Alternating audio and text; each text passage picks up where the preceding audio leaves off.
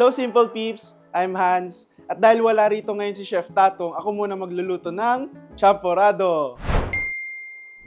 For our first step, hugasan muna natin tong malagkit na bigas.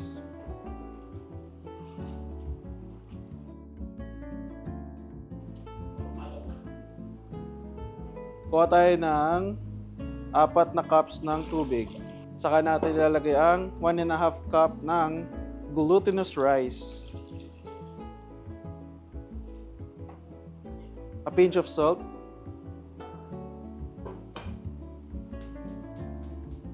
Habang niluluto natin tong malagkit, ire-ready ko na tong dilis natin. Kailangan ko muna magpainit ng kawali. Papainitin ko na siya ngayon. Pero hindi ko muna siya agad-agad isasalang kasi kailangan sobrang init ng kawali natin.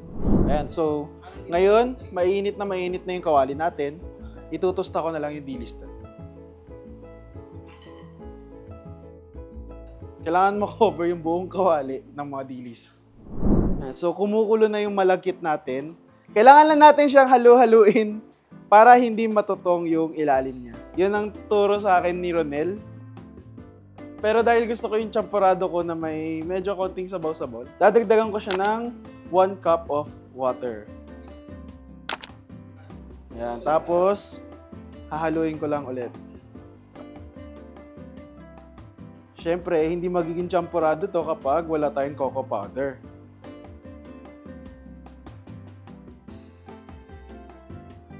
Kung gusto niyo ng mas masabaw pa na champorado, lagyan niyo na lang ng 1 cup of water pa. Pero kung katamtaman lang, okay na to. Depende yan sa panlasa niyo. Pwede na nating ilagay yung brown sugar natin.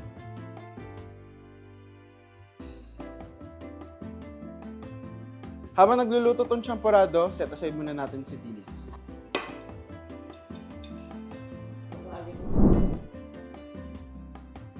Ngayon, chinecheck natin yung champorado natin. Ayan, chinecheck natin yung champorado natin ngayon. Luto na siya. Yun yan, malinamnam. Sasalin na natin siya sa bowl. Ayan, so tapos na yung champorado natin. Ngayon, lalagyan na natin siya ng toppings. Ako, gusto ko siya nilalagyan ng powdered milk. Pwede mo rin siya lagyan ng evaporada. Tapos, kota yung dilis natin. Tapos, ngayon, pwede na natin siyang haluin.